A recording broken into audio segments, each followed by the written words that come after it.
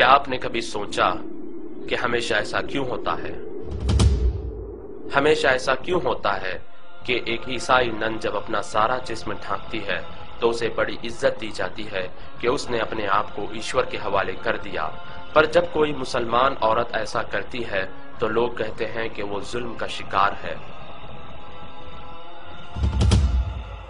हमेशा ऐसा क्यों होता है कि एक यहूदी या सिख दाढ़ी रखता है तो वो अपने धर्म का पालन कर रहा है, पर जब कोई मुसलमान दाढ़ी रखता है तो वो कट्टरपंथी कहलाता है।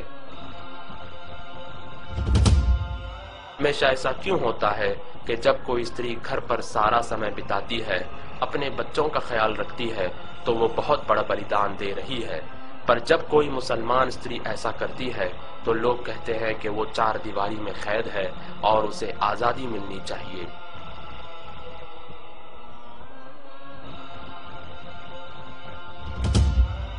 हमेशा ऐसा क्यों होता है कि जब कोई शिक्षक अपने सब्जेक्ट में आगे रहता है तो वो कामयाब शिक्षक कहलाता है, पर जब कोई मुसलमान लड़का इस्लामी शिक्षा में आगे रहता है तो उसका भविष्य बेकार समझा जाता है।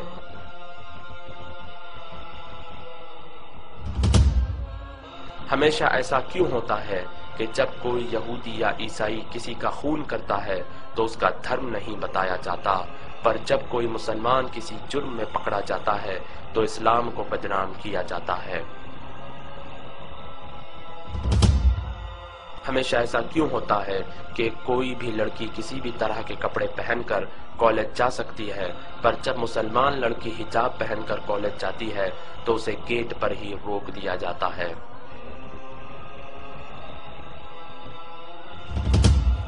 हमेशा ऐसा क्यों होता है कि जब कोई व्यक्ति अपनी जान पर खेलकर लोगों की जान बचाता है तो उसे बहादुर और वीर कहा जाता है, पर जब कोई फलस्तीनी नागरिक अपनी जान पर खेलकर अपने बच्चे को गोली लगने से बचाता है और अपने भाई का हाथ दुश्मनों के हाथों तोड़े जाने से बचाता है और अपनी माँ और बहन की इज्जत बचाने के लिए दुश्मनों से लड़ता है और अपने घर को आग लगाए जाने से बचाता है और अपनी मस्जिद की रक्षा करता है, तो उसे आतंकवादी कहा जाता है।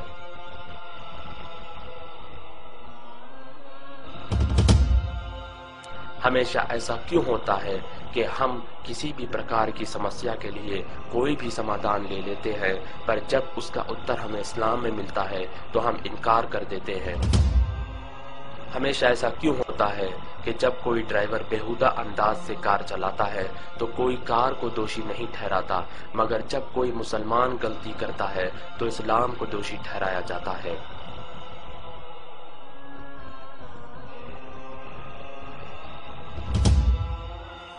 हमेशा ऐसा क्यों होता है कि लोग अखबार और मीडिया में बताई गई हर चीज पर यकीन कर लेते हैं, मगर कुरान में लिखी बातों पर सवाल करते हैं। पर इन सारी चीजों के बावजूद आज पूरी दुनिया में सबसे तेजी से फैलने वाला धर्म इस्लाम है।